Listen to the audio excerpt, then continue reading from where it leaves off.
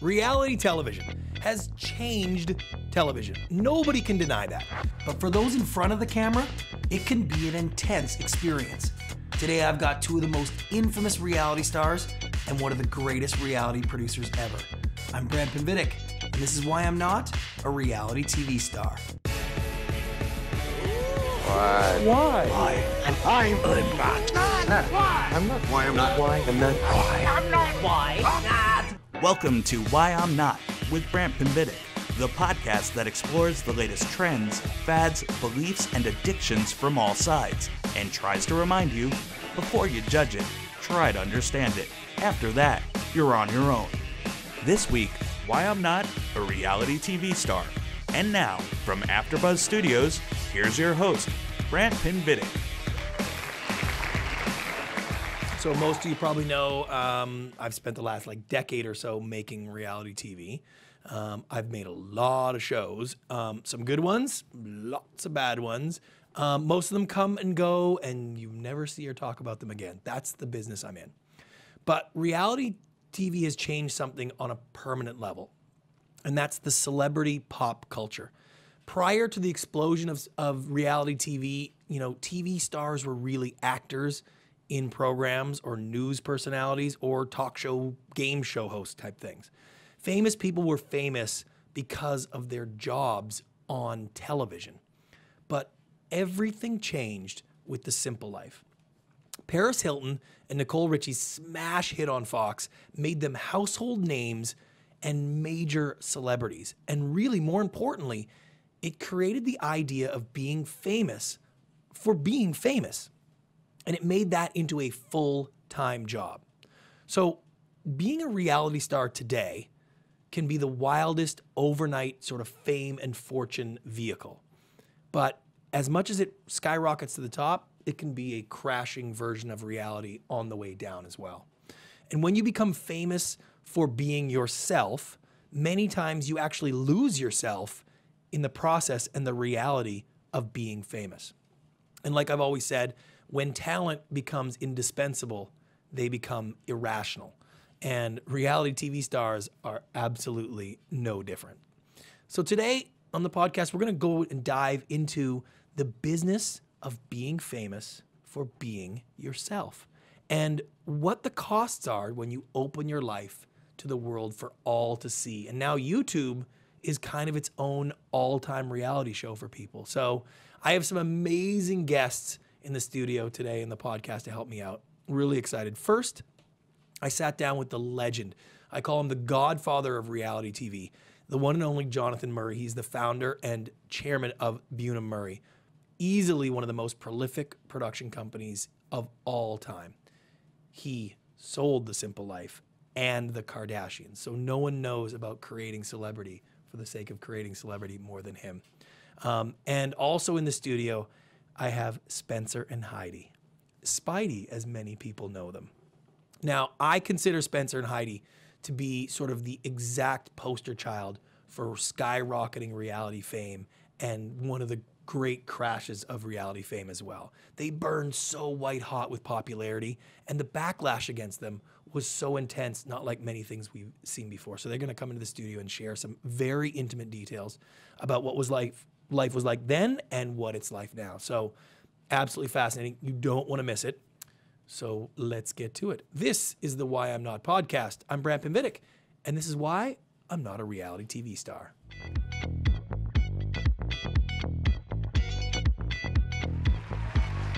Welcome to the Why I'm Not podcast, the show where we explore all the trends and fads and things that people generally get crazy hyped up about. And we try to explain them and why they do that. My motto is always, before I judge, I try to understand it. But I've learned the hard way most times that just because I don't understand something or don't get it doesn't mean that I'm right. It usually means I'm kind of the jackass and not the righteous one. But as we all know, when I speak of the righteous one, everyone knows I'm speaking about my co-host to my left, the one and only, who's back from a whirlwind vacation, Roxy Strayer. How are you, sweetie? I'm good. I'm good. It's I'm so happy good to to have you back. back. It is so good to have you back. I missed you. Yeah, I did. I it was don't like exciting. to admit it out loud, but I really did. You were off on a globe-trotting buzz around, so. How was it without me? It was different. It was quieter, right, Garrett? Yeah. You survived? And if you notice, I did survive barely, but And you notice, back in the producer's chair, the one and only, the man himself, my right-hand man, he's right there all the time. Garrett Greco, how are you today? Thank you. Are you excited, Garrett? Oh, I'm stoked for this one. You're kind of my yin to my yang, you know. He picks up the pieces and sort of cleans up the mess. That's what I say about Garrett. Is that what you look like excited though? Like I feel like you're sad, happy, excited, miserable is all one note. Sometimes. Yeah. Oh, okay. But today, Garrett's gonna sort of like he's gonna lay down. Now, listen, I brought you in today because we're talking about reality TV and famous for that. And Garrett is getting close, you know. Like now, have you had an on-screen credit yet in reality? Not officially. Not officially, but we're coming up on ones for you very closely, Yes. which is very exciting. Yes. Who was your first credit on the Pokemon Yes. Go movie? Yes. Did you have a credit on the Facebook movie? No, right? No. Okay, so Garrett's first on-screen credit was the Why I'm Not on Pokemon Go. I love that. Thank you. And now he's about to be on screen credit all over the place as producers for everything. I mean, he's really moving up. Damn. So he knows reality TV. He's been around a lot. So I'm hoping that you can actually have an opinion that I'll actually go with today. Okay. I'm so used to We'll see. passing on everything Garrett says, but not today. That's totally different. So I won't do that to you. Garrett. No. But you know what? I do want to clarify things about the reality TV things. When I agreed to do this podcast, it's funny because I said loud and clear, I do not want to do a podcast about reality TV. It's a little cliche, and there's lots of them out there, and it's too inside. That's not what I want to do. But today is a little different because what I want to talk about is the sort of the business of reality as it relates to fame and making people famous from reality TV. It's not a traditional model, and it's been really working for a lot of people, but there's a lot of misfortune, fame and misfortune, you might call it. So It's fascinating that the way you put it, you can be famous for being famous. yeah. How wild is that you can one day wake up and just have your life goal to be famous, and that's what could potentially make you famous. But there is a link between how good you are at your job and how famous you are. Even if it's just perceived linked, even if it's not completely, connected, but there is sort of a link that if you're a great actor or you're in a ton of movies, you're going to be more famous. If you're, really great basketball player, you're going to be more well known.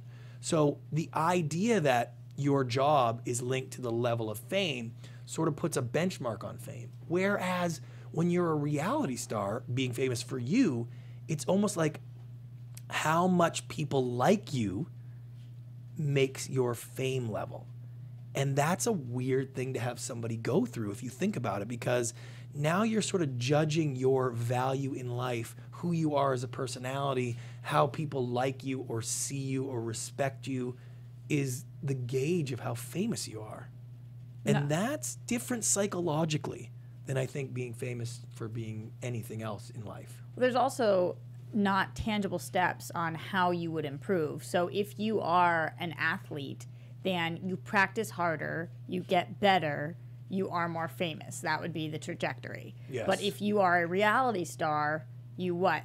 Do dumber shit so that you get more attention and then you are more famous? Or what is it what are the steps? You're definitely more likely to be the overnight success in reality, for sure. Well, overnight from zero to hero Right. type thing, right? Like there's lots of overnight successes, but they've been working at that craft for long times. Whereas if you're Duck Dynasty, you are not famous at all, Right. and then your show becomes the #1 show in the world, you are super famous. But let me tell you a little story time. I love story time. And I'm going to get to our question of the day, and then I'm going to ask you, Roxy, about your fame and where you sit in all this. So a couple of years ago, I decided to do a documentary, and I really had the idea of I wanted to be like a Michael Moore, hard-hitting, sort of newsy type thing. That's how I envisioned myself as a producer and a director.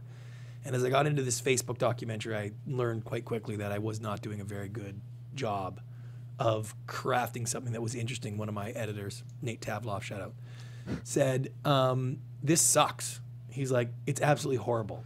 Whatever you've been shooting is just not interesting at all. And he said, the only thing I was interested in was when you were talking with your son and talking about Facebook. That was the only part that interested me at all. You should do more of that. So I said, okay, I'll do a couple other scenes like that. And so we did that a little bit, and it started to work. And so if you've seen the movie or you haven't seen the movie, anyways, it turns out to be a lot about me. Pretty well the whole movie eventually. And I was really reluctant for so many reasons. In fact, I never even told a single soul really that I was making the movie in my business until it was already premiering at the Woodstock Film Festival. and I was going through New York anyways to get there, and I remember talking about a couple of people and saying like, yeah, I did this documentary and I'm going to the premiere. So after it did well, I was okay with having people come and whatnot. So then it became out there. But there was a moment where I went from everything in my life was behind the camera to the first time I did something in front of the camera that got recognized. And the first time people reached out to me as like a fan, it creeped me out. Like I can barely even describe it. It was so weird because they were like, they talked to me like they knew me, like we were buddies. And like I had seen it so many times and it was the first taste of it. And I felt like I was judging fame the same way that I'm a little bit guarded and jaded about it because I think people judge celebrity fame differently from reality perspective. And all of my sort of talent that I put on air, I feel like they don't get the same due that other actors do. And here I was in this weird same position. So, and as that's grown, the truth is like, it's kind of addictive. You kind of dig it. Like I went from someone who hated the idea of people seeing my stuff to be like, why has no one liked my picture? And it's like, I hate that about myself right now. But anyways, I digress. The question of the day that I bring up in this reality fame thing is, why is the business of being famous for being famous so unrespected when it comes to the value of fame and what they do, as opposed to any other job out there? Being the Kardashians is really hard to do. It's really hard to be famous. And they do an incredibly good job. Why don't people give them more credit? I think some people are starting to. I think we are as a society coming around to that because when you do something like make a sex tape and you're the first of your kind, although Paris beat her by a little bit, or you do something that is so outlandish that people haven't seen it, obviously it takes a little bit for people to warm up to it. But based on the longevity of the Kardashians, you have to be a moron to look at them and say that their lives are not challenging and that their job is not difficult and that they are not killing it. That's what I say. You have to be blind. Okay, so Roxy, would you do a reality show? I have actually taped about, I'm going to say been asked to be in 7 different reality shows that have gone through the entire process, sizzles. You know, I don't know anymore.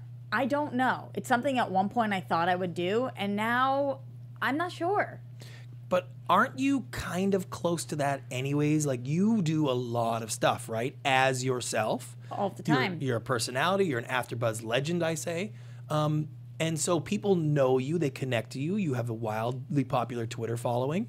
And so you're really being you. You don't play a character. You don't act like something different. You don't sort of like change what you do when you're on camera.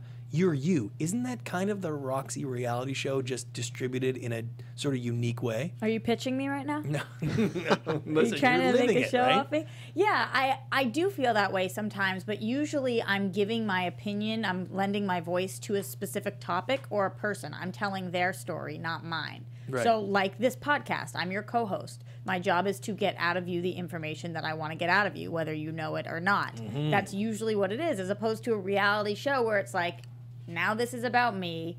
Anybody's allowed to come into my world. I'm not actually asking them about theirs. So it's totally different. Okay. Now, Garrett, from your appearance on this podcast, you're about to be famous.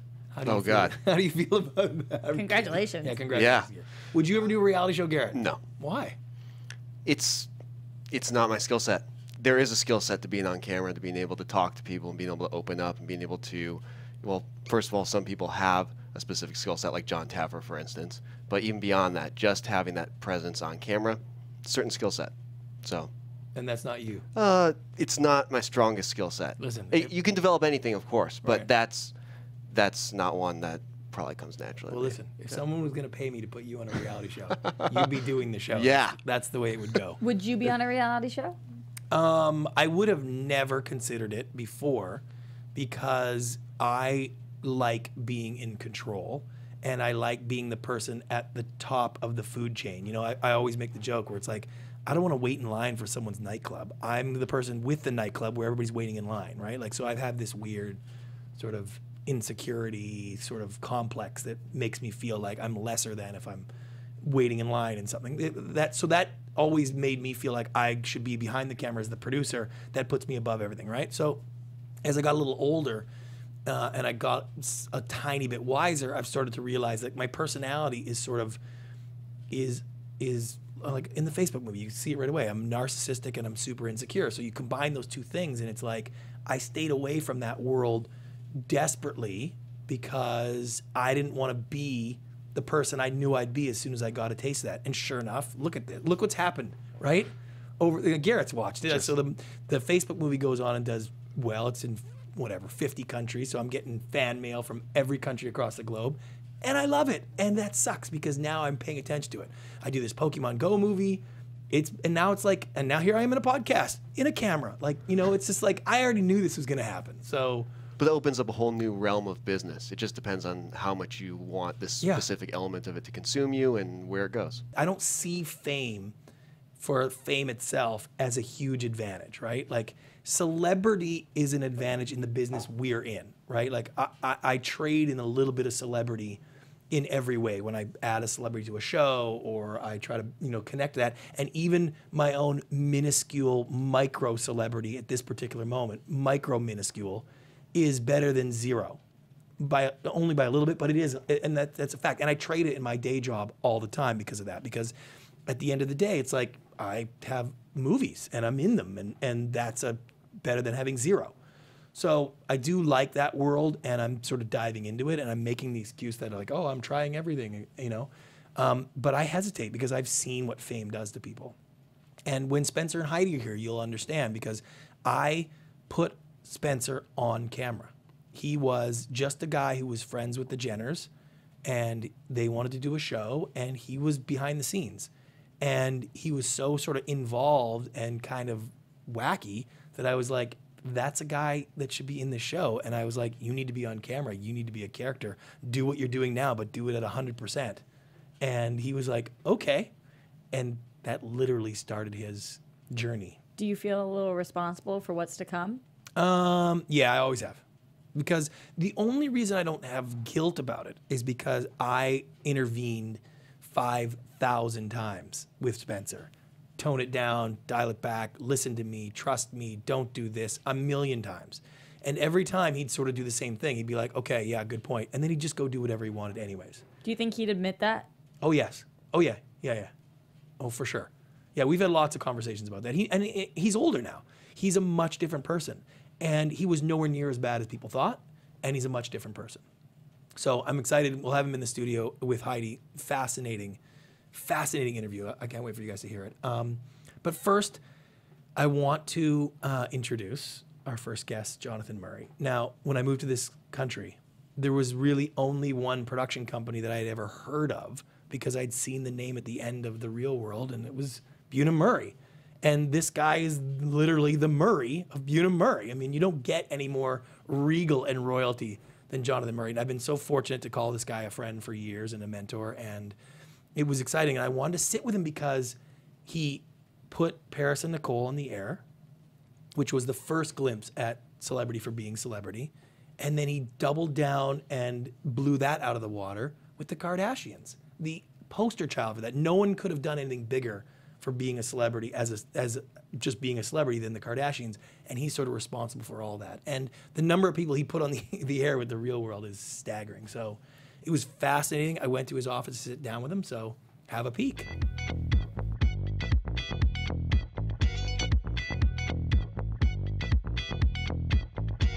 You're like the godfather of reality TV to me. Thank you for using godfather, not grandfather. Exactly. What's interesting about your career is you've sort of helped establish the benchmark for reality TV and sort of the celebrity culture. I think one of the first instances of that was with The Simple Life and Paris and Nicole, and when they went on to be effectively household names and superstars for really who they were and the way they acted. Did you know when you put that together, when it went on, it was going to have such an effect? I think we were really excited about the potential of The Simple Life. It was sort of trying to take a pretty simple concept of fish out of water, and somewhat inspired by Green Acres, but doing it for today.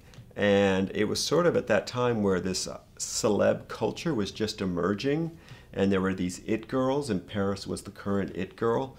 And so when we talked with Fox about doing it, and Fox is such a young, skewing network, it just made sense to do it with Paris and Nicole rather than, say, a family.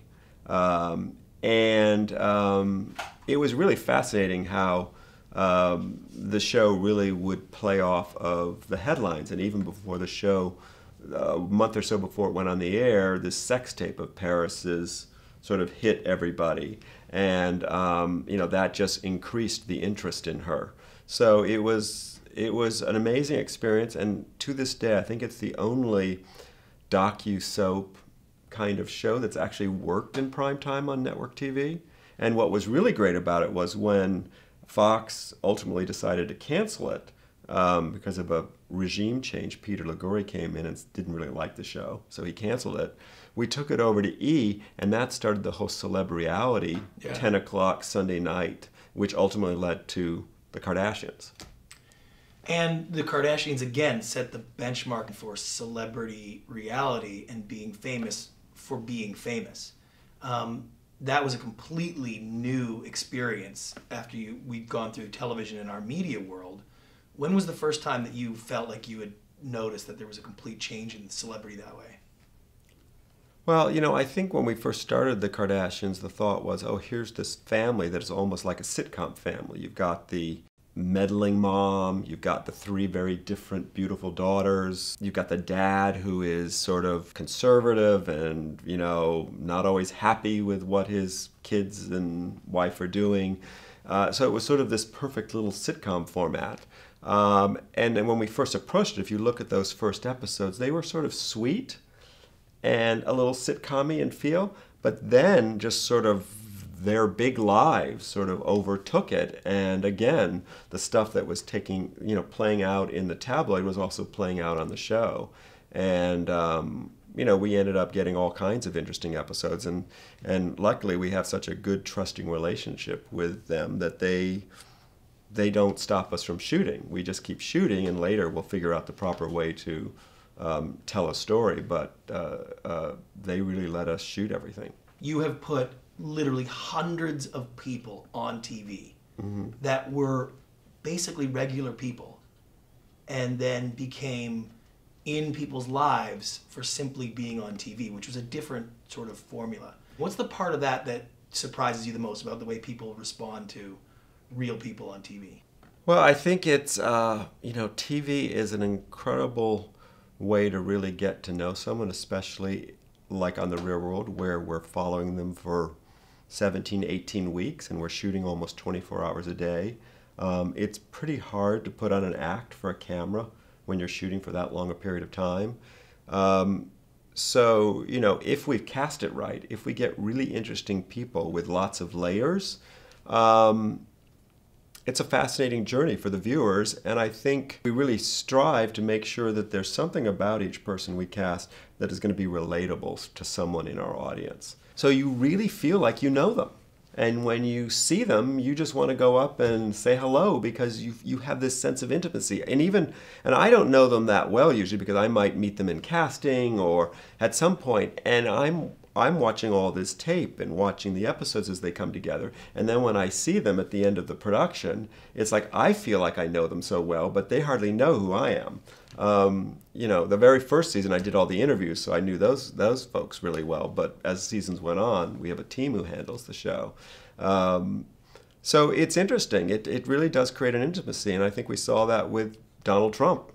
There was an image that was crafted by producers and editors, and viewers felt really comfortable with that image. They liked him. They believed the image that was presented to them, and ultimately they elected him president of the United States. You do probably more casting than anybody does. Is everybody trying to be famous now? It feels like everybody's looking for fame and looking for reality and TV. That's going to be their byproduct. Yeah, I certainly think we reached a point. The first few seasons of The Real World, casting was actually easy because people were purely doing it for the experience, and they didn't really understand, and we didn't understand, what might be some of the byproduct of being on a show, that they might walk up to a club and be escorted to the front of the line, that, suddenly somebody would want them to endorse something, that they'd get to go on speaking tours, these things that sort of came about. And I also think that it's also the time, the Real World sort of chronicles that time where social media came about and how anyone, in a way, can be famous. But I feel like, particularly with the Kardashians, as sort of like, it's the biggest version of being famous for being famous, as they say. When you touched on it earlier, it really sparked what the YouTube generation is now, and that social media generation. You have YouTubers that basically put themselves out there on YouTube, have millions of followers, and that becomes their full-time job, whether it's making pranks or whatever they do. And I feel like they've taken the cues from our reality TV world and have built themselves as being famous for being famous in their world. And as that becomes harder and harder to do, they get fewer clicks, they're not as popular. They've spent sort of years where they would have been going to school or working on a real job, and now left out with like, I have no marketable skills. Yeah, I mean, someone like Tyler Oakley, started sort of sharing his life, and he was actually able to make some good money off of it. Ultimately, how long that will last for him, or whether he'll transition over. I think there was an MTV show which he hosted, whether he can make that transition. Not all people will make that transition, right. Just like not all actors will ultimately be able to make a living from acting. So again, it probably depends on the individual. It's a different world than, who's to say how it might work out for them, or who's to say it won't lead to something else. Just hard to know. And for these famous for being famous people, what's the biggest upside for them, let's say, that you see? That you're like, wow, that is pretty great that we've helped create this for them. For Sean Duffy, he ended up in Congress. Right. But believe me, when he was running for Congress that first time, his opponent used his Real World stuff against him. Other people like Jamie Chung, have taken being on the Real World and become actresses. When you look at the Kardashians, they are basically a billion-dollar brand, have, succeeded at levels that no one would have ever expected. But I find that still today, their sort of level of success or celebrity doesn't garner the same respect as someone on a scripted show or from a movie or in many other areas. Why is that? I don't think the Kardashians get as much respect as they deserve, because I think they've been very smart in how they've built their business to sustain what they've sustained for as long as they have. Takes a lot of discipline and a lot of thought. What they do, it's different from what a movie star does or a TV star. I think it's easy for some people to look down on them and say, oh, well, they're just famous for being famous. I think they're much more than that. I think they're an incredibly fascinating family that people enjoy following. And I think their willingness to share sort of all aspects of their lives has been pretty cool, whether it's Bruce's transition to Caitlyn or some of the issues that Khloe has dealt with Lamar, or Rob has dealt with, or the family has dealt with. They've opened it all. And I think there are some positive things that definitely come out of watching that show. I think it's not just about, buying stuff and living a fabulous life. There are also family stories that are very relatable to people. It's just done in a much more, high glamorous world. But the show itself does well, but not at the level of their success. Like, they are much bigger than the show. Absolutely. And it feels like that's, when I look at that and all the people that I've put on TV and all the people you've put on TV, and very few make it to that level, it's a lot of work, and it's very difficult to maintain the level of notoriety and sort of populace that they have. And I kept looking at it and being like, why is that not respected as much as being a news anchor who reads a teleprompter every night, or a host, or a Ryan Seacrest that basically just reads things. You know, the skills involved. It's not like being Meryl Streep. Right. And yet, again, they just don't get the same recognition for how difficult that job is, how much of a performance that is in their entire lives. And I'm just surprised that our community and most of the community just seems to not respect that in the same way. It's the nature of people that they always like to look down at somebody. Right. You know, it's a pyramid, and we've all got to put ourselves above other people to feel good about ourselves. And so it's easy to dump on them. They're laughing all the way to the bank, so I wouldn't be too worried about the Kardashians. Is there any concern from you as a producer, building these things for years, that now our sort of star pool, the people that we would pull from to make shows like this, have a direct connect to the audience? Now with the social media and their ability to talk directly to them, I find a little bit that a lot of them are like, I don't need you anymore. I have millions of followers directly. What are you going to bring me from TV? I still think that we bring a knowledge of storytelling that is pretty unique, and the intimacy of that storytelling, the way it is shaped, I think is very important to at least launching and certainly sustaining someone's brand. And I know that with social media, generally the networks on most of the shows, they play a role in controlling that and working with the stars in our reality shows at making sure that that's done in a way that's appropriate for the show. Let's say you had friends, very close friends, their family, a network came to them and said, hey, we want to do a reality show about your family. Let's cameras in and do the whole thing. Would you say to them, ooh, that's a great idea, or would you say, you should not do that? I've had friends who have come to me and asked whether they should do a reality show, and I've always said, I've said like, okay, why do you want to do it? You need to make sure that the show the network is making is the show you want made about you. So you need to ask a lot of questions to make sure that this is something that you're comfortable with, and ultimately, and you want to make sure that the producer who's making this show is a reputable person who you can trust, and you want to make sure that the network is someone you can trust. So if you can answer all those questions positively, then sure, go ahead and make the show if you want to do it. You know, there's a lot of times where I have to go to families or people and say, we want to make a show about you. And, you know, I have to be able to answer questions about all the shows I make. Right. Because what I'll say is, look at my work. You know, I've got a couple now that are sort of sensitive topics for shows, and I say, look at Born This Way. Look at what we did with those families and their young adults with Down syndrome and how we present that show. That's sort of my vision for this show with you. Most of us who make these shows have no interest in fame. Right. Run from Except maybe you. Except for maybe me. We'll see. Yikes. John, thanks so much for sitting down. You're We welcome. really appreciate it. Okay.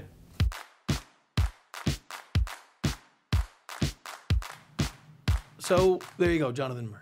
I mean, kind of the legend of legends in our business. Yeah, tough person to. I mean, I can't even believe that you could sit in a room and like have that kind of conversation with him. He's obviously super grounded. He's a producer at heart, right? He's a content creator, and he's got such a balance. And I think that's probably why he's done well with that level of celebrity talent, and he's been able to hang on to those sort of pillars. I've been through it myself a couple of times where, as celebrities grow that you create, internally you can't keep that relationship, so you have to like shuffle it off to somebody else because you're the bad guy. He's somehow been able to be the good guy throughout the whole time, and everybody kind of digs him, and you can see why. He's got a very interesting perspective. One of the things that really was, when I asked him, is I expected totally different. I expected when I said, hey, would you let your friends be on a reality show? I expected him to say absolutely not, because that would be my instinct and everybody else's instinct. And it was interesting because he was like, you know what, like if you can be honest about why you want to be on it, and you know what you're going to do after when it ends, and you trust the people you're working with, then absolutely go ahead and do it. I think that the kind of person that could admit to themselves why they want to do that, like he's saying, is the perfect person to do that, and you know that they won't get lost in it as much. I don't think that people are honest about that. I mean, Garrett, you do a lot of our casting. How many people out of, like, let's say the last 100 people that you've looked at, how many of those want to be famous, and that's why they're sending in the casting reel? Pretty much all of them. Yeah, pretty much all of them, right? 99 out of 100 of them. Right. And none of them really prepare for... the second point that John made I thought was the most interesting is that the preparation for life after television. Dr. Dre had one of my favorite interviews. He was actually talking about life after music. Dr. Dre, who in the 90s probably could just retired then and cashed it all in. Even he was thinking about life after music. Right. So you kind of got to look at it as a reward to be a part of this and see how long it goes. And that's if you have a genuine sort of fan base that connects with you and wants to see you do other things, which leads me to our special guests, Spencer and Heidi. Now, they're a perfect example of how this can actually kind of go the other way. They were ridiculously famous. Like, I mean, household name famous. If you think about the number of celebrities that have had their names combined to be a sort of acronym type thing, there's like a dozen of them, and they're one of them. Spidey exists as a real thing. But the problem is that their fame was based on people not liking them. And the villain traditionally has been someone that people love to hate. You love to hate the villain for some reason. Except for them, you kind of just hated to hate them. And people then loved to hate them. And they loved supporting people that hate them. And it sort of like snowballed into this weird world. So you go from where they made literally millions of dollars, millions and millions of dollars they made, to now, is it possible today to trade on Spencer and Heidi fame in a positive way like some of these other reality stars have been able to do? It was fascinating to have them in here. I want you guys to listen. So this is Spencer and Heidi.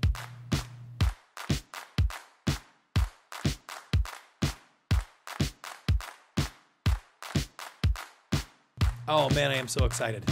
Spencer and Heidi, thank you for being here. It's our pleasure. For having Now, us. it has been, Spencer, like almost a dozen years, right? Since we started?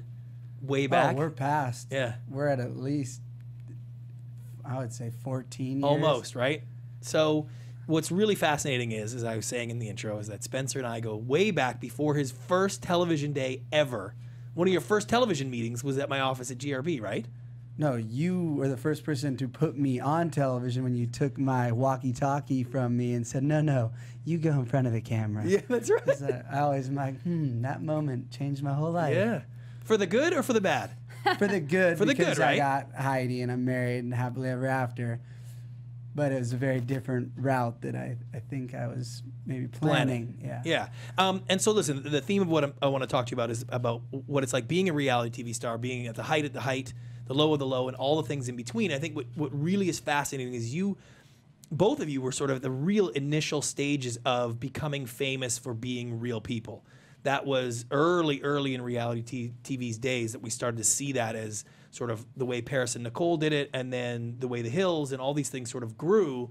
It started to create major celebrities based on real life personalities, and I think that was a fascinating time. So what a lot of people don't understand is that, Spencer, you really, at the beginning, when we were through Princess of Malibu and rolling into sort of the MTV world, like, you really planned the idea of being sort of the villain. You liked that idea from the beginning and sort of set out to do that. I will give our mutual friend David Foster credit for that when he was like, Spencer, you need to be Simon Cowell. Right. And I didn't get that like Simon Cowell had an actual, let's say, talent that like backed his villainish personality. Like he wasn't really a villain. He was just kept it very real about, right. What his expertise, which I didn't have. So that was where I kind of went wrong, so thanks, David. But I would say it's probably better to do the Brody Jenner route and be like, oh, I'm going to play hero and everyone loves me, but whatever. Right. But there was a time when it was you guys were at the top of the world type thing from that character, right? There was. I missed that time. So Heidi, when you started, what were you doing before you got on the show? I was at fashion school in San Francisco, and that's where I met Lauren. And then her and I became friends, and then that's when she was on Laguna. It was just starting to air. They offered her her own show, and then she wanted me to be on it with her. So I moved down here to go to fashion school, and then The Hills happened. And that's it. And from that moment, life was never the same. Yes and no. I think it took a season to really kind of kick in and to have the success of it. And, you know, I was still working at restaurants and Bolt House, and it wasn't just this insta success and fame. I mean, everyone else on the show came from rich families. So they were working in a different sense, and I had just had like a lot more real world pressure in the beginning. And then after that, it became very surreal. So let me take you back. Because one of the things I'm doing in this particular podcast is I like to tie it to sort of a personal sort of journey that I'm obviously I'm closely connected to the reality space, and you know Prince of Malibu with Spencer was one of my first big monster shows on network. So, but I will say that I've never met anybody like you, Spencer, that was so driven and had such a vision, and every sort of decision you made was to fulfill that vision. Now, can't say that your vision was always right on, or the decisions that you made benefited everybody else, but they did benefit your vision, even if that vision was off. Have you always been like that, or are you still that guy? How does that work for you? No, I definitely do not have that, say, energy anymore to have that vision. I feel like I like to get along with people now. Try not to burn bridges. So I learned a lot of hard lessons that make having that type of style that I would say I had at the time, it's a little bit more difficult when you're aware of, walking through right. Now, if you knew about life what you know now, and you could go back to your 20s when you were... Oh, I think about it every day. I would have gone straight up to Linda Thompson and be like, you're not filing for divorce. It's not happening, Linda. God bless your heart. Yeah. Wait till this season ends, and let's see about a pickup. Right. And why don't you just get a condo in Beverly Hills, and we can have a fake, so that's the moment. But would that have... Okay, so if Prince of Malibu would have got picked up again, would that have changed? How would that have changed your life? I wouldn't have had that desperation by the time I got to the hills that was just like do or die. I just had a network television show that I was starring and executive producing on, canceled, had to go back to college, feel like what it is to be almost a superstar and be a millionaire almost, and then have class. So then I wouldn't have felt like I'll do anything when I got to MTV. Right. Whereas when we had that confidence and that power at Fox, I just feel like we could have accomplished anything post that. But after, and I'm going to go back to that in a second, but after your MTV run, where you guys were at the height of heights, didn't you have that power in that situation then? And didn't you still make mistakes of youth and inexperience that sort of cost you from that pedestal? The problem with the MTV height and super fame is we weren't loved. We were super famous, but it wasn't positive. So you cannot build from... you could, but it's way more difficult to like continue on your own without these other people that the audience loved. So we were part of this bigger thing that people were invested in. But once we got out, to do our own show, why are people watching us without the people they loved with us? Now it's just, oh, I don't like that. So whereas right when the show ended, we had our super fame, like we were in talks with ITV, which was this major production company, and we went and shopped the show, and all the networks were just like, well, no, and it's like, and this was peak fame, so they didn't feel like they could monopolize, what we'd created because we weren't, the audience didn't love us, like like even though people hate Kim Kardashian, I would say more people love her. Right. So we didn't have that. We just had the hate based off of, we're the nemesis to Lauren Conrad, who everyone loves. Right. So I don't, trust me, I've spent many hours analyzing this in reflection. Yeah. And I do not see any move we could have done with what we had. With the brand you had created. With the brand we created and, capitalize. The best we could do is go on, I'm a Celebrity, Get Me Out of Here type shows, Big Brother type, where and use that villainous, and get on another cast. But to be like the new Nick and Jessica, we would have had to been the Lauren Conrad of the Hills. Got it. And you know what people don't really know is at the time after Princess of Malibu and we were working with MTV on other stuff, you had said to me point blank, it's like, I'm going to get on that Hills show and I'm going to start dating one of those girls. I'm going to blow that show up.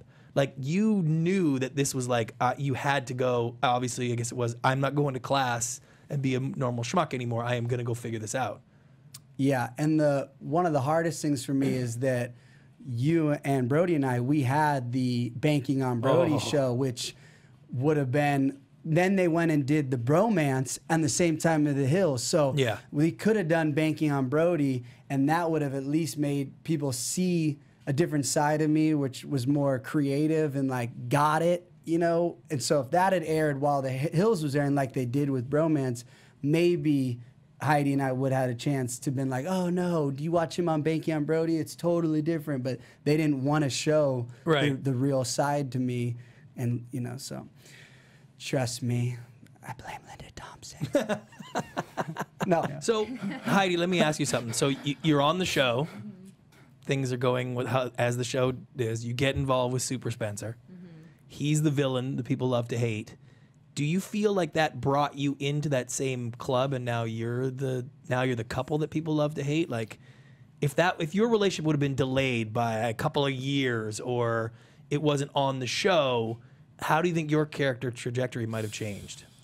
It was very different. So I didn't realize the impact of that, and it would have been fine if Lauren didn't get so mad about me in real life spending so much time with Spencer, and that's where the line was drawn. She's like, you're either my friend in real life and you need to be on my schedule in real life, or you can date Spencer. And so I didn't realize that she would flip so hard because she just had a boyfriend that I didn't really like, but I was supportive of her, and I thought we just had a different friendship than wasn't, you know, which obviously we didn't really have. So once she turned and decided to turn everything, that's when Spencer became such a villain. And then it would have been different if Lauren backed me and had been like, well, look, Heidi's my best friend and she's dating this guy, but I'm still going to be friends with her, not like me or Spencer. So it's really Lauren who made it this whole villain thing. And, you know, if it wasn't Spencer, maybe it would have been a different guy or a different situation. So it seemed like the relationship Lauren and I had was very fickle and apparently had an expiration date. Thankfully, Lauren did beef out with me because she's what created the level of super fame, whether not love, but super famous. Because if we'd all just got along, I'm sure the show would have just got canceled and we wouldn't even be sitting here talking about us being really famous. So thank you, Lauren. So what was interesting about reality TV was it was the first time that people were famous for being themselves, really, in a sort of in a character world. It was different if you're a newscaster and you're famous, or a sports star, but that's because you're doing that part of your job. But for your guys, your job was being you on camera. Tell me about the biggest high that it was. When were you guys at the height where you thought everything could not get better, it was headed for the stars? What was that time? You say yours first. Mine was Miss Universe, when I performed in front of like 1 billion people worldwide, and I just thought, okay, this is what I've been working for. I have my album. I'm performing. Yeah, this is the launch. This is as big as you can perform, a stadium full of 30,000, 40,000 people or whatever. I had an incredible album. I had a label behind me that was kind of the end of the Hills, and I just thought from there I'd be able to go into music and then start touring, and it would just be a whole different world because we knew the Hills was coming to an end and we kind of needed something else, and that was my passion and what we had spent all of our money and energy on. So for me, I thought, all right, watch out, Brittany, I'm coming. But that didn't quite work out that way.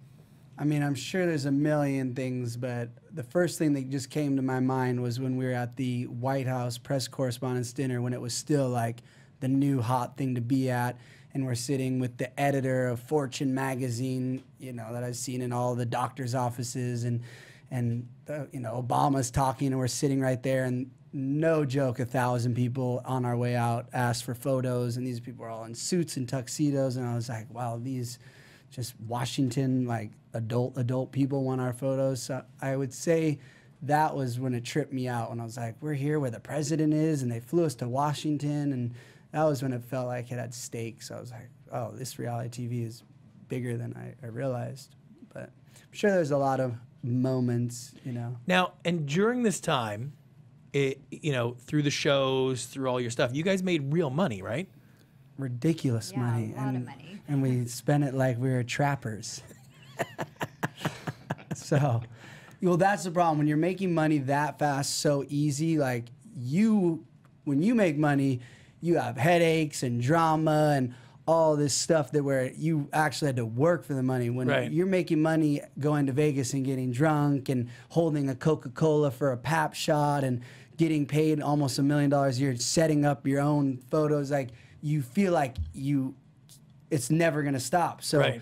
you start thinking in your head, oh, I'll start saving in a couple of years. Like, Right. I'll have fun now, because your ego is so big you can't imagine not being. And you look at all the people that you're just as famous, and they're been famous for 10 years. So we were always getting more press than Tom Cruise, getting more press than Will Smith, and we're like, oh, I got 20 plus years of making checks. But Right. once again, it comes back to this thing that people love to call talent, and reality stars don't have talent.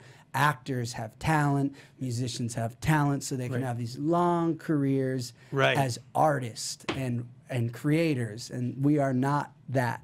So now I know. So Right. as soon as I find that If someone time had machine- come to you early and said to you, hey, Spencer, you should save now and party later, would you have listened to them? You hear that? Oh, it's fine.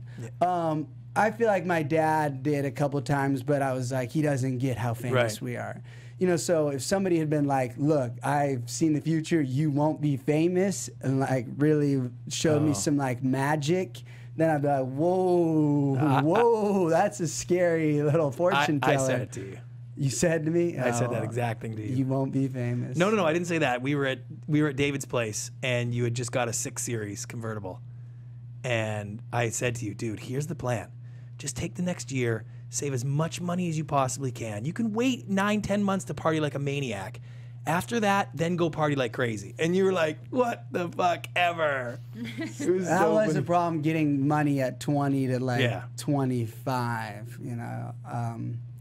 So yeah, no. I'm And sure so it's people told me, millions of but dollars, right? Millions of dollars. Millions of dollars. Millions of dollars. Just- Yeah. And like you said, it wasn't that you guys were doing anything specific, like you said, in an acting, or it was just for being you. And that's got to be different. What's sort of like the most difficult thing about that when you're famous for just being you and not your work, but for you? Is there some crazy stuff that goes on? What's the difficult part of that? I think a lot of it comes down to money too. Like when you're famous for talent, people pay for your hair, your makeup, like so many expenses that we had are usually paid for by studios and by TV stuff. So I think that's where a lot of our money went from. Security. Yeah, security, We spent, things like that. I spent more money on our security, which we really needed when you're like world famous hated and like beating OJ on lists and Casey Anthony on like America's polls. These are murderers. Yeah. So, and then there were moments when people would try to attack our security, which were way bigger than me. And I was like, glad I had Big D there, because I would be dead, so all that money would have been paid for by Sony or Paramount, or, if you're their big Right. star and you're out. Instead, we're spending 20 grand to have all these bodyguards for a weekend, Yeah, it wasn't even that we were splurging so crazy. I mean, yeah, we had some good things, but not like what we should have. And I think the harder thing too is about that people think they really know you, and it was just the beginning of lightly scripted series. So yeah, some things were real between Lauren and I and the falling out of our friendship, but all the fights that we had and so many things were staged. And so people still don't want to let that go, even though they know that. They want to feel like they were in that moment, because Right. they have an emotional reaction themselves. So they want to justify that or just believe in it. So that's another challenging thing, when people feel like there's no line or respect either. I mean, I feel like even Justin Bieber gets that sometimes, because he's so into social media and people feel like they know him, that there's not normal boundaries there is with other people. So over the course, what would you guys say was the lowest moment? When was you're like, wow, why did we do this? Or when you realized that the train was... Well, I try not to have those moments every day, but yeah. So there's like maybe an average. They add up and we can divide them. I don't know. It's just a consistent no matter what we did after, like, because I tried to even get into trying to come up with my own TV show ideas, but just no one will take you serious when you've just put yourself out there that way. It's like, why am I going to take a pitch and really believe in a project from Spencer when there's somebody like Brant who's spent the last 15 years, like where you and I last left off, all you've done is develop and produce television where, yeah, I've been involved in television and been on camera, but that's my expertise, being in front of the camera. So it's just obviously people are like, well, try harder. It's like, it's a very competitive business to just jump and be like, oh, I'm going to produce now. That's what I love when I read all these people are like, oh, I'm going to produce. Good luck. You know, so yeah, if I come up with the next, you know, groundbreaking format, I'm sure I could sell that, but I might as well go to Silicon Valley and create my next groundbreaking app while I'm at it, you know, so. Yeah, life's not easy that way. Yeah. Yeah, it doesn't look as... So if you had another shot at fame, someone offered you a show to do your own thing again, A, would you do it? B, would you do it differently?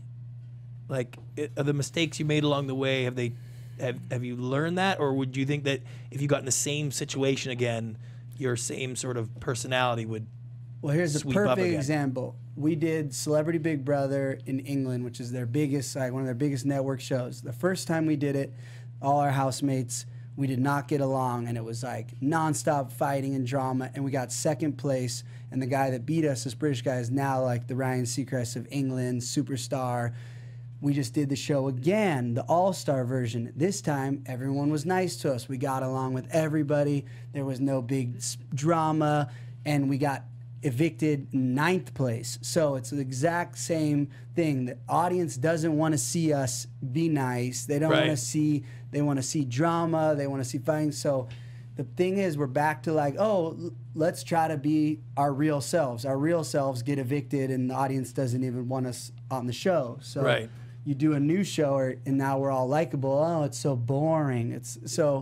It's a hard world where now all the shows we watch, even the Housewives, whatever, it's just fighting, drama, fighting. I just remember way back my Spencer moment. Obviously, I have lots of Spencer and Heidi moments, but the one that sort of affected me the most was, you know, listen, when you were younger and we were trying to make the Prince of Malibu, and there's lots of times that I would tell you like, hey, don't do this. The network's not gonna, you know, trust me on this. And you'd sort of say like, yeah, sure. And then you'd go do it anyways because your vision was like, I know how to get me into that vision, right? So, you know, that happened quite a bit. But there was, when you were on the first episode or the first season of Celebrity Get Me Out of Here. That was a disaster. Yeah. And you had called me from Costa Rica in the middle of the show, the live show or whatever, and you're like, I'm leaving. I'm going to quit. This sucks. I hate this thing, whatever it was. And then Ben Silverman was calling me on the other line because he was at NBC, and he was saying, you got to talk them into staying there, and it's all disaster. And I remember having this conversation with you and just saying, like, Spencer, just stick with it. Do your things. Don't, you know, just do this run. Everybody's going to be, you know, it's going to be a problem. Anyways, and I think it was still in that mode where you were like, no. I know best. I'm going to do my thing, and I know how this will all work out. And do you think that show itself caused more problems for you guys, or did that help, you know? I think there's two ways to look at that show. First off, it made us so much more famous by being so awful and like controversial. If we'd gone in there and been super nice and got along with them, it may have cleaned up our Hills image. Yeah. But I don't know if we would have, like, to this day, people are like, oh, I remember you from that Jungle show. Right. Where I don't think if I hadn't cracked and lost my mind in there. Well, Ben set us up. We went to dinner with him. He told us, you will stay at a hotel the whole time. We'll bring you into the campsite. You'll film. Yeah. You know, and in his head, he probably thought that could happen, you know, or he's a pathological, either way. But when we got there and we're like, okay, we leave now to the hotel and no one's answering. I'm talking to palm trees. And we're like, oh, and here's the thing. I remember this. At this time at the Hills, I think we were each getting probably $80,000 an episode, Heidi and I. This show only paid total $30,000, $15,000 each. So we're leaving, you know, going to nice lunches worth way more money on MTV to go do $15K each and be in a jungle for 30 days, leaving like paparazzi in our juice. So it didn't even make sense. Yeah. But then it did make sense because once we quit, they offered me $900,000 to go back into the jungle. But I can say it was because Heidi had the ulcer and was in the hospital that I didn't go, but the reality is, even if she didn't, I probably wouldn't have gone back in. So that's the moment I regret, like, well, I should have been like, okay, we're getting Heidi an American doctor. She's fine. She's going to have a feed of me, and I'll go back in insane and become the most famous person on the planet and get the 900K. So in my, like, magical world brain, that's the one major regret turning point that I should have been like, okay, fly an American doctor to Heidi and the 900,000, and I'm going back in. And Heidi gets a live feed from her suite with the doctor or whatever. That would have been pretty cool. That would have been the play. Yeah, that would have been a good one. So, because that show was our potential to become. But do you think that if that would have happened, that would have changed the trajectory of your life from that moment on? I think I'd still be right here, right now, but and I would have sent that 900,000 in a day. That's right. But I would maybe have a possession from that 900. Like maybe I would have a really big crystal that I couldn't afford to move. Right, anywhere. I know what you're saying. Because I'm at that place where we have a crystal that's so big I can't actually afford to have it moved. Oh, yeah, it's crazy. So, I don't know. It's hard. That show was one. Here's the thing: there's nobody but the Kardashians that have made it out of our era. You know what I mean? And they have Ryan Seacrest and Comcast that back them. If Viacom had backed us like they backed the Kardashians and just put us right into a spin-off, kept our show on even when the ratings aren't good, like Kardashians haven't had big ratings that wouldn't get another show canceled in years, you know, for how much they spend on that show. The Celebrity Get Me Out of Here was a pivotal moment, I think, for you guys in your career. And what I thought the biggest moment, and it's sort of like it affected me a little bit because I've been close with you guys for years and sort of watched as a fan for a long time, as I feel like I sort of gave birth to Spencer. But there was a moment when you had your dry shampoo and someone like had wrecked it or ripped the label or whatever, and you were like so upset by that. And in fairness to me, they were drugging me in the jungle. They had a nurse coming and like dosing me on Xanax, and you cannot just be eating Xanax and having rice and beans in like 110 degree weather. Oh, I remember you were. No, I was you gone. Were looped up. They it was didn't pretty even, good. They didn't even air the good stuff. I was climbing all the palm trees, covering all the cameras. If they had aired the good stuff, I think I'd still be famous right now. Right. But and is that what you want? To be famous right now? I want money, really. Right. So yes, I will take being famous. If someone paid me never to talk again or be on camera, I would take that check. So it's not like I'm an egomaniac narcissist. Like I would sell out, and you could like if somebody hated me so much and they're like, "I'll pay you to never say anything again in public," I'd be like, "Cash or check?" Yeah. You know, like so. Like I love being famous. It's fun, you know. Go to a restaurant, maybe get comped something, never. Right. No, in England we did get some juice. We felt in England we were just there and being like what it would be like love famous, and it's unbelievable. We went to the fanciest Italian restaurant in all of London and ate for like 3 hours, drank nonstop, and our bill was like 70 pounds. It should have been over 1,000. It was just because we were on their biggest show there. So I saw what these likable people that you know, in Hollywood, why they love it, because they're living the dream. And it is surprising to me because I was there when you made a very conscious decision to be the villain, to be the people that they love to hate. And it was maybe not a full act, but it was specifically allowing yourself to be open about it. Whereas I think everybody else on TV we're all villains in our own ways, but they are a little bit more guarded about how they project their image.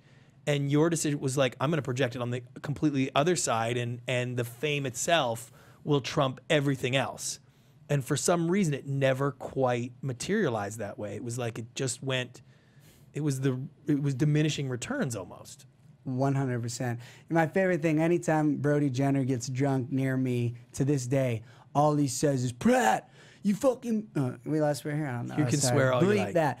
Well, you blew it, Pratt. If I had been your manager, Pratt, I would have done an interview and I would have said, "I planned this all from day one." And I was like, oh yeah, and everyone would have believed me. Yeah. Like I needed to do a video holding a newspaper, like proof of lifestyle Yeah. from like 2003, like on this day, I will tell, you know, like if I didn't have that, and then they would say, you know, you edited that or whatever. So you just, nobody believes the whole, this was a plan. Right. You know, yeah, sure it was. But even if it was a plan, people don't like that plan. Yeah. So it doesn't matter if it was a plan or how mastermind it was. Yeah. People don't love the villain. They don't love that you want to be the villain. And that's what I think wasn't realized. Yeah, too. and I don't think that Gotcha. people understood. Like, I don't think, because I remember a lot of times arguing against some of the decisions or what you were doing, but it wasn't because I was saying, hey, people aren't going to like you as the villain. It was more like, you're making my life miserable. It's hard for me to produce this. You're pissing the network off. Like, it was more from a behind the camera standpoint, and not on, oh, don't, you know, you're going to get famous for being a bad guy and people don't like the bad guy. I think at that time that seemed like a reasonable, almost like a lane that you could go into and be like, I'll be the bad guy, and people will love to be the bad guy. Like, you do see a lot of that, but it just never seemed to click the right way. And I think even like with your music and stuff, I think that your music didn't get the same treatment that it would have gotten from anybody else. Yeah. And you'd think that you would almost get the opposite. You'd get, because you're on TV, because so many people know who you are and that you're famous, that you would get a better break, not the opposite. Let's just be clear, like talking about spending lots of money. We had an actual, there's like a piece of paper from our business managers at the time.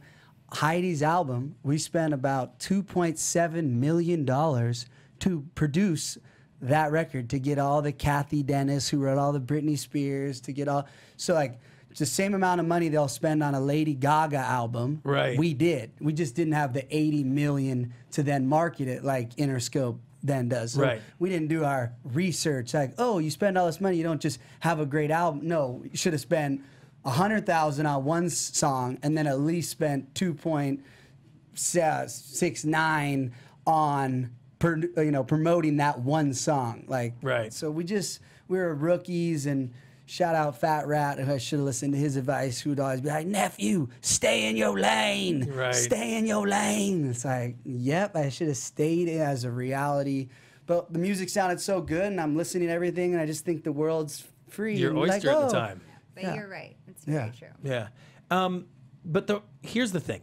The remarkable element about the two of your lives in front of the camera from a reality TV perspective is the white hot burning fame, torching everything about you guys, sort of hardship that the fame has brought. And yet you guys are still together. That's like kind of a reality show miracle, right?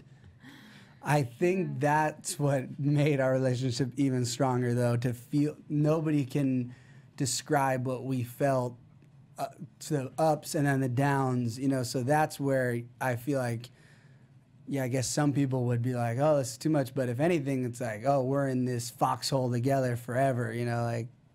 I actually think that's Well, helped. on the romantic side, yes, I knew I always loved Spencer. And But I do think that there's a little bit of a resurgence for your brand. The fact that you guys are still together, it's like the one real thing about you is that people have a hard time discerning what's real, what's fake, what's an act about you as individually, even together in the beginning. Because I think if your names ever come up, people will always say, like, are they still together? Is that real? Is a very sort of prominent question that people will ask of you. And it's like, yeah, they're still together. They're still married. That's love. That's them. I mean. Yeah, that's what I never doubted through any of this, though. And that's why I was willing, like, all right, I don't care what reputation I'm going to get for being with Spencer on TV, or I don't care if Lauren's going to decide not to be my friend. My heart and my soul and what I knew was that I deeply loved Spencer, and that was my soulmate. So through it all, I took it a little too lightly because I just love Spencer. I'm like, great, whatever happens, and it's fun and success, and it's all a bonus. But at the heart of this, I love my husband, and I'm so thankful to have found him through it. So maybe it made me take things a little too lightly in other areas, but that was always my truth at the end of the day, and I was willing to put everything on the line for it. You know what else I would have done very differently? Yes, do And tell. another thing David Foster told me, another reference, he always said to me, Spencer, never leave voicemail. And you know what he also should have said? I think it was so early in technology. He should have said, Spencer, don't leave voicemail or don't send emails. So I think if I never left a voicemail and never sent an email, I'd be in a whole different place, because I don't think I would have burned so many bridges. I would have done Hollywood how you're supposed to do it and kissed everyone's ass so crazy. Like, I mean, beyond what the average person thinks you have to kiss ass, like, that's what I would have been to everyone. Just like, hello, oh my God, it's so great to see you. Sending the gifts, sending the cards, sending the flowers, sending the bird, like, have a, you know, so that's the one thing that if, whether or not I was hated, whatever, if I could have just done that, the relationships, maybe you kiss enough ass, somebody will throw you a bone every now and then, and we don't have any of those bones coming this way. I'll tell you that I will much. say, being right in the thick of Hollywood right now, it feels like you kiss a lot of ass and there's no bones anywhere for anybody. That's just the way it is now. But Maybe there I'm was. just I'm a little cynical. But for a while, that was the game. Those are the good old days. I Yeah. remember it well. See, So. we never even felt that.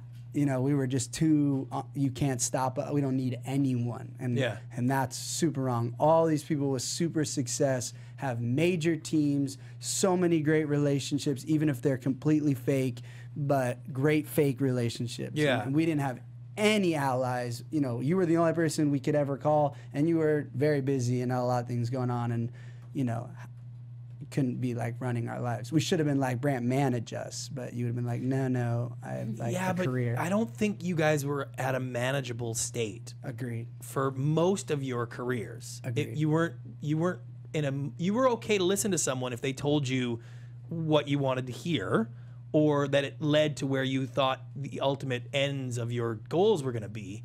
But I think that you were so young, and things were thrown at you in such a huge way. And again, you bring up a great point where it's not so much about the talent, where it feels about you personally. Like, it's all about you personally. And so when I look at the reality spectrum, and lots of people that I've put on TV, they become famous and then they become not as famous because that was 8 years ago or whatever, and they move on, and that's fine. But I think that the halo effect of sort of the negativity around some of the stuff that you guys brought on was definitely, I hadn't seen that in anybody at all. And so I just remember looking through all of your stuff, and then I'd see you in the magazines, and you got all the plastic surgery, and you really look spectacular. And again, with the music and the things that normally would have been able to be successes on their own were then impeded by this sort of reality TV blanket that had been thrown on you. Whether you earned some of that or not earned some of that, it doesn't really matter. The fact is that's what really sort of stood in the way.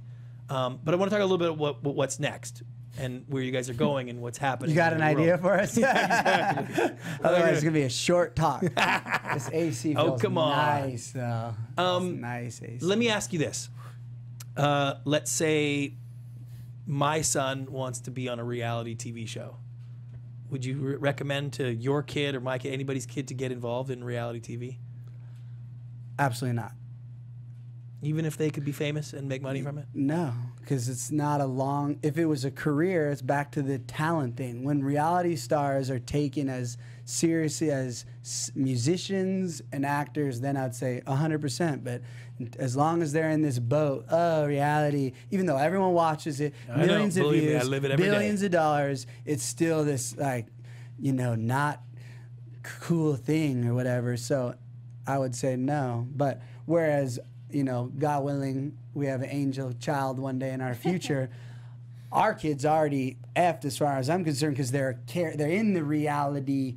They better be so good at something, right, so damn smart to escape So it's I wouldn't feel bad about our kid doing reality, because I'm like, oh, you're deep in the family business at birth, So yeah.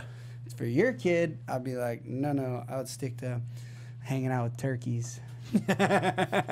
Inside Instagram. Yeah. Listen, I do think that a little bit of these near misses that you guys have had have also sort of kept that burning sort of idea, like we're just one good break away from finally making it the way we want to. Do you think that that's kept you from doing sort of normal things, or are you still sort of like, there's going to be famous TV stuff in our future, And so we just got to get the right thing to happen.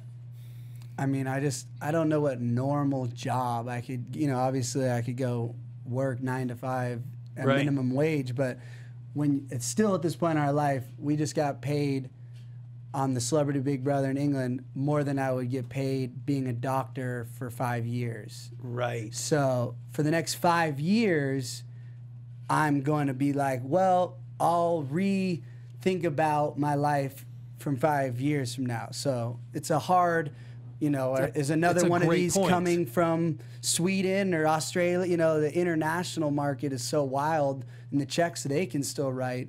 So it's a hard balance where, obviously I'd love to be behind camera and produce and make shows, but until somebody comes to pay you me for that. and is like, I want to give you a check, and I'm not going to go be an intern at a production company. I'm not Right. going to go, because I make more money than most of the producers still. Got it. And so really, if you look at it when you guys started at your ages, this reality sort of run that you went on was kind of your school of life. This was your training in the future. And so it's like, if you would have gone to school, you would have learned some other skill. But this is your skill. This is what you now trade on. And it doesn't really make a lot of sense to go try to find some other trade. I was supposed to be filming a new show for E! Now I can talk about it because it just got canceled before it started filming. But I had the paperwork and it was all signed for a Celebrity Siblings, where I do therapy with my little sister. And again, I was going to make more money than I would as a doctor or a lawyer, or Right. So, and that was just now a month after I just got one of those checks. So the checks still pop up enough where, yeah, there's no career. What's the word I'm looking for? Where you have safety, security career. But then again, no job really has true Right. job security. So yeah, we're in this business where it's like we don't know what our next check is, but you could get fired from any job any day True. of the week, unless you have a locked-in contract. Obviously, I there's think the key is budgeting. yeah. we're So that's why very- Heidi's now the accountant. Yes. You guys are in that mode now. Yeah. So we have to have talks sometimes, but Yes. we try. I'm to getting just- better. I'm getting better. Yeah. I mean, It's I went and so saw you hard. guys at your Malibu pad one time. It was the craziest thing I'd ever seen in my life. Between the security and the 9 cars and the big truck and the house and the guns and the goodies, it was just like, holy smoke. No, we were rappers. Yeah. Like that. That's the problem. You cannot be getting money like we were and listening to rap I music. had surgery. I have to plead the fifth Yeah. here. I was Yeah. on medication. So. Yeah. Yeah, that's true. Heidi was. I get it. I was sober Yeah. and just insane. Yeah, you can't listen to rap music and make the fast money because you start feeling like spend it. Like should have been listening to classical music and going to the bank and getting bonds or something. Yeah. Well, here's what I will tell you, is that you guys are nice people. You're good people. You really are. And this sort of white hot spotlight of fame has sort of cast strange aspirational issues that I think you guys have sort of bought into at times in your life. But I like where you guys are now. It's like you're in a next phase of your life. And if you think about people your age, and they go through all kinds of crazy shit in their lives, and so it's like you're further ahead than 98% of the population. And there's lots of fun stuff for you guys. And I'm super excited to see what the next sort of decade holds. And no matter what, you'll always be interesting characters that people want to know what's going on. And so it makes sense that you continue to sort of trade in that world. So, Spencer, where can people find you guys? Yeah, so you don't need to find me. Just find Brant, Why I'm Not, next film coming out. I'm past pitching myself. I love It's it. not All right, even- listen, I really appreciate you guys coming down. It is always good It's to our see you. first Thank you for having podcast us. we've ever done together. Heidi and I. Yeah, there we go. Yeah.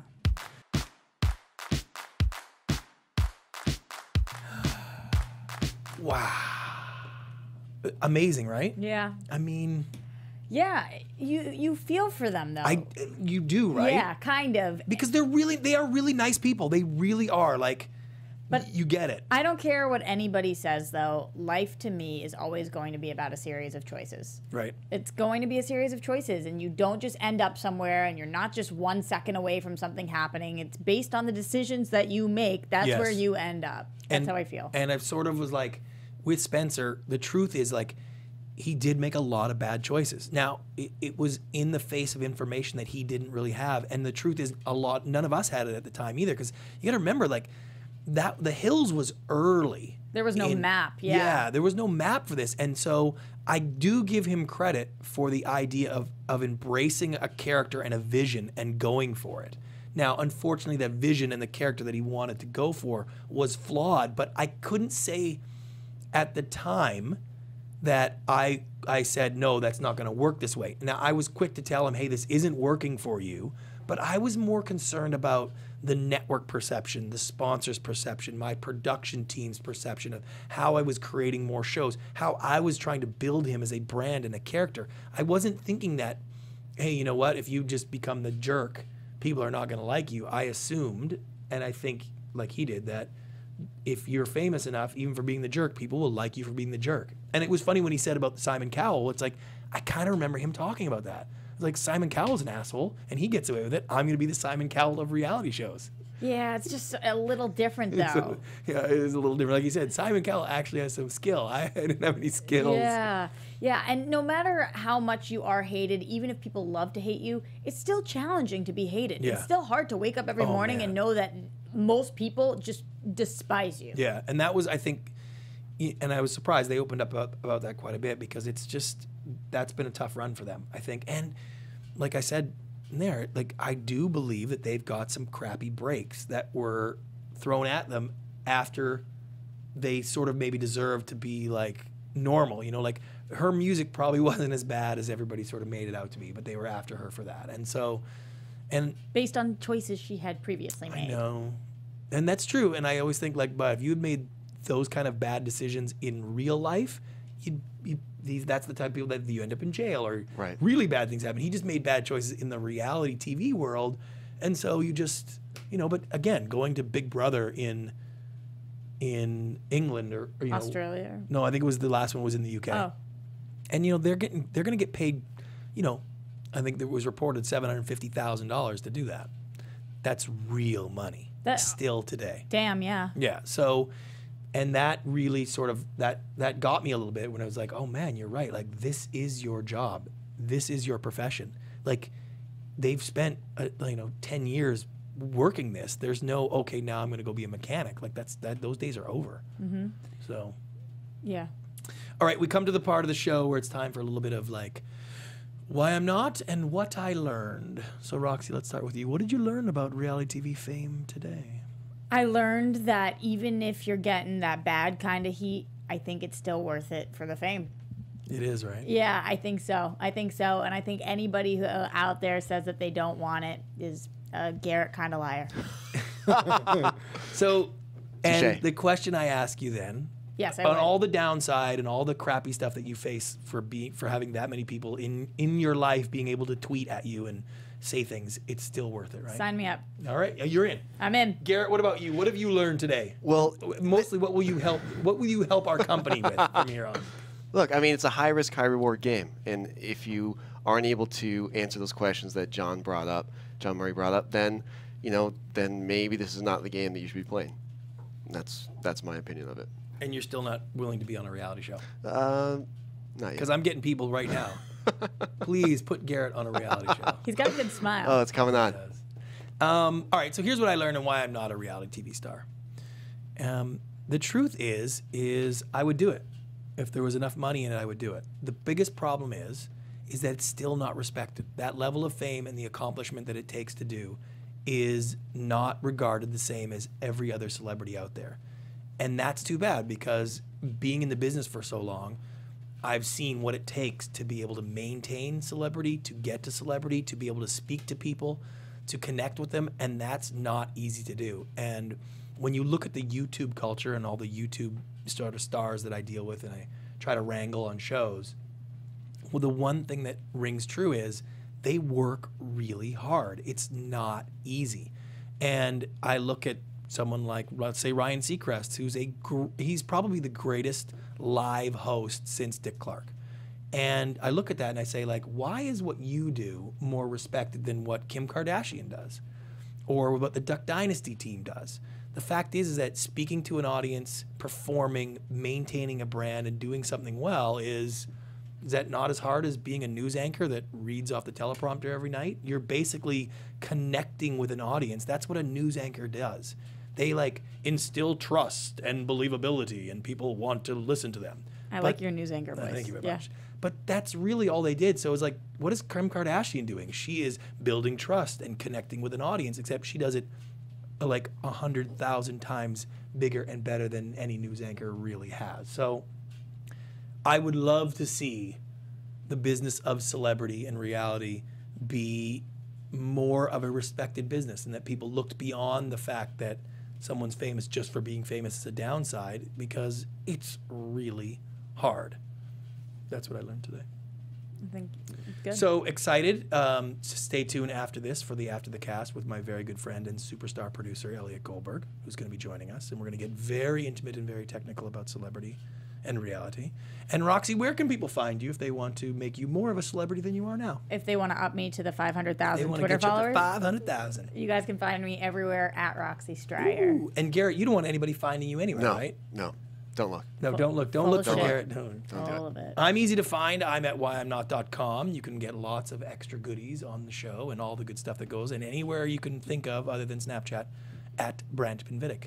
This has been another edition of Why I'm Not Podcast. This is Why I'm Not a Reality Star. You've been listening to the Why I'm Not podcast with your host, Brant Pinvidic.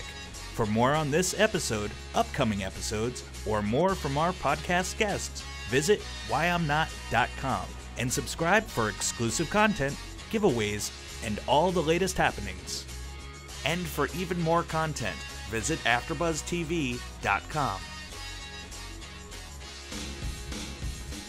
I shut them down, shut them down, shut them down, I shut them down, shut them down, shut them down, I shut them down, shut them down, shut them down, I shut them down, shut them down, shut them down, I shut them down, shut them down, shut them down, I shut them down, shut them down, shut them down.